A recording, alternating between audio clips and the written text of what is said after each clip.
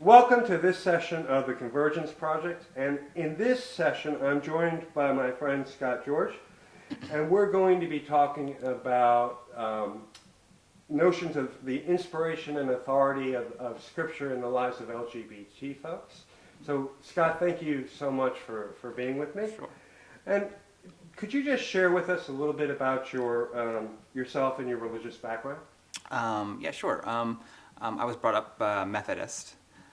When I was about 5 years old, my parents also became evangelists, traveling to mostly across the United States, Mexico, and then even myself, I traveled overseas to Ukraine, Germany, across Canada. So while we were brought up Methodist, I wouldn't say we were necessarily strictly denominational, but Methodist was probably the main denomination that we went to. So. Okay. So, Scott, growing up, how were you taught to view how the Bible was inspired and what kind of authority the Scripture had in your life? I was brought up to believe that the inerrantness of Scripture, and I still believe that. So, how do you understand inerrancy? Inerrancy meaning that it is exactly the way it was written is exactly what it means. Not that it can't be. It's not it's inflexible, I guess is what I would say is an inerrancy. It's not something that you can just change around to make it suit you. So inerrancy meaning that it's definitely everything is true in it. And while I still believe that, I believe that there's also a way to read Scripture, which is probably where I've changed in how it's read. It's an important thing to know when you're approaching Scripture.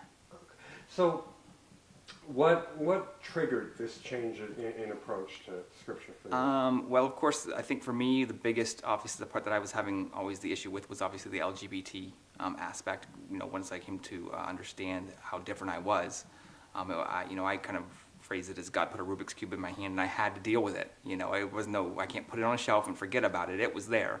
So I was prompted to deal with it. And since I had to do that, it was a searching for me.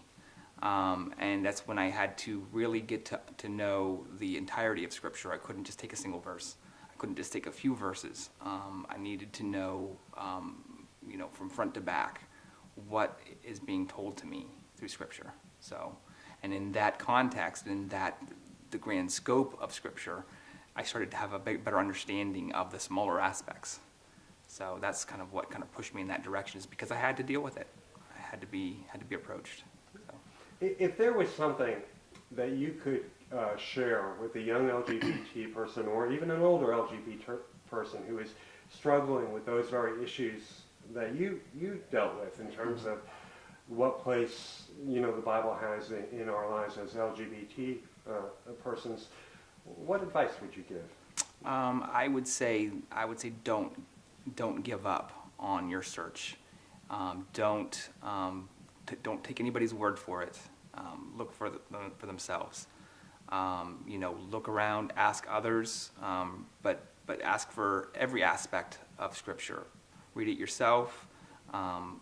Be open to what other people are saying.